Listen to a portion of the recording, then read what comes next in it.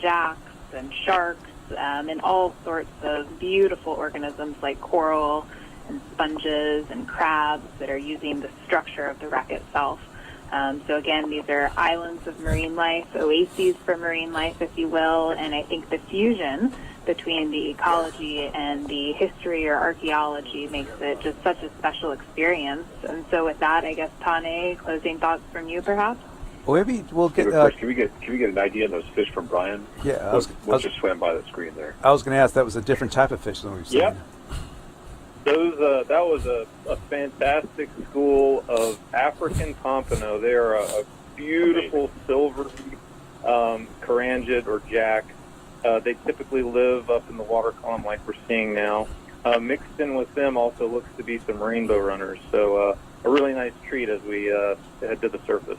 Yeah, some sentinels guiding us to the surface. And maybe because this is a shipwreck with such a strong international history to it of how the war came to our shores in World War II, maybe Chris Southerly, what do you think about what we've seen today and the story we're telling, and just this beautiful dive we just did? I guess this has been just amazing conditions here on the with a little bit of current running, just under a knot. The pilots did an exceptional job navigating us around the wreck and getting us some great images.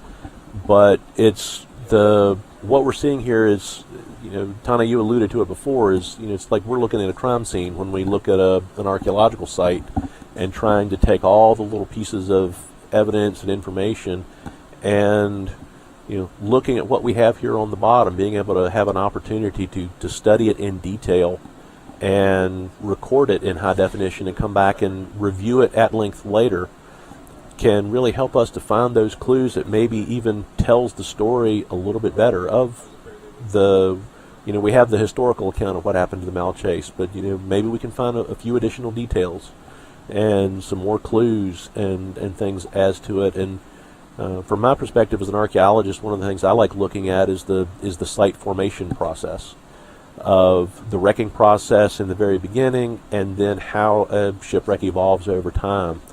And this is a perfect opportunity to do that, having the last time it having been visited physically being 12 years ago, and some multi-beam from about 6 years ago to what we have now. And just from the observations of the divers that are with us that have been on it, how deflated the site is and how it's continuing to evolve, and that helps us